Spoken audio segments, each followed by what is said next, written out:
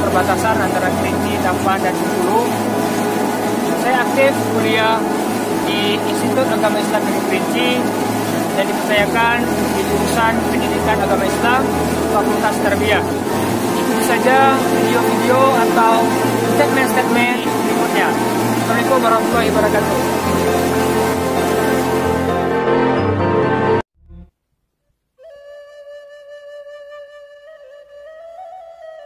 Tantangan pendidikan. Sistem pendidikan online pun tidak mudah. Di samping disiplin pribadi untuk belajar secara mandiri, ada fasilitas dan sumber daya yang mesti disediakan. Saya bersyukur masih mampu memfasilitasi anak kami untuk pendidikan jarak jauh. Tapi saya mendengar keluhan banyak orang tua, murid, dan juga tenaga pendidik yang kesulitan, baik dalam menyediakan perangkat belajar seperti ponsel dan laptop maupun pulsa untuk koneksi internet. Dengan kata lain, sistem pembelajaran online ini berpotensi membuat kesenjangan sosial ekonomi yang selama ini terjadi menjadi makin melebar saat pandemi. Kemenaker mencatat sudah lebih dari 2 juta buruh dan pekerja formal informal yang dirumahkan atau di PHK. Dengan kondisi seperti ini, banyak orang tua kesulitan menyediakan kesempatan pendidikan yang optimal bagi anak-anak mereka. Pendidikan merupakan kunci pembangunan sumber daya manusia.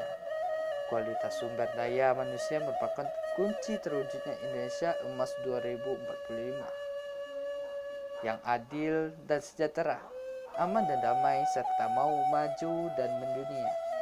Pendidikan yang akan menentukan kemana bangsa ini akan menyongsong masa depannya. Apakah menjadi bangsa besar yang beradab, cerdas, dan siap beradaptasi dengan perubahan zaman, atau menjadi raksasa sakit yang tenggelam dalam berbagai persoalannya sendiri, kalah dalam persaingan global, dan bahkan diacak-acak berbagai kepentingan jangka pendek, baik dari dalam maupun di luar negeri. Sejak dulu, berbagai upaya reformasi pendidikan telah kita tempuh, termasuk alokasi anggaran pendidikan 20% dari APBN pada era pemerintahan Presiden SBY 2004 sampai 2014. Tapi, masalah pendidikan nasional masih terkendala 2 persoalan mendasar, yaitu soal akses dan kualitas pendidikan. Dalam situasi yang lebih buruk, orang tua malah bisa berhadapan pada pilihan dilematis, memberi makan keluarga atau membiayai pendidikan anak. Ini berpotensi membuat angka putus sekolah meningkat. Sejak kebijakan belajar dari rumah diterapkan secara nasional mulai tanggal 16 Maret 2020, muncul indikasi naiknya angka putus sekolah di berbagai tempat, mulai dari Papua, Maluku Utara, hingga Jakarta. Ini daerah-daerah yang tergolong zona merah dalam penyebaran wabah. Angka putus sekolah dari kawasan pedesaan juga diperkirakan akan naik. Dalam jangka panjang, anak-anak yang putus sekolah ini memiliki kemungkinan lebih besar untuk menganggur, baik secara tertutup, terbuka.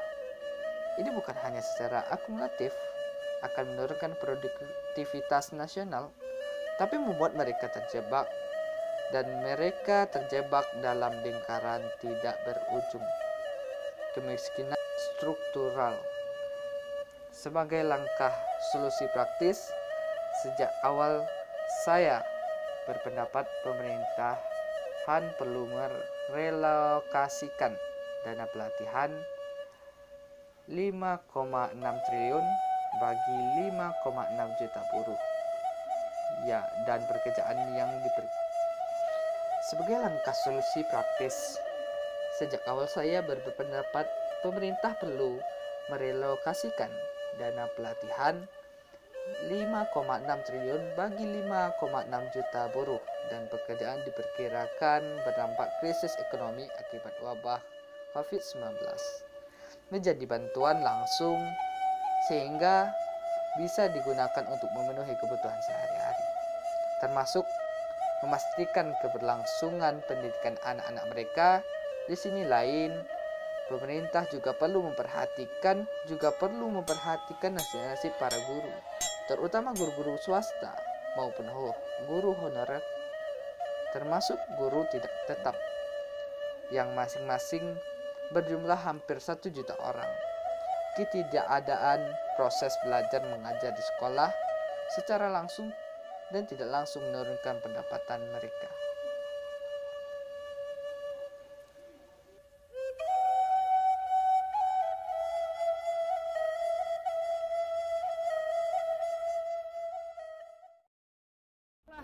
Hasil dari pemaparan, mungkin sekian pemaparan dari saya Novi Aryansa. Wassalamualaikum warahmatullahi wabarakatuh.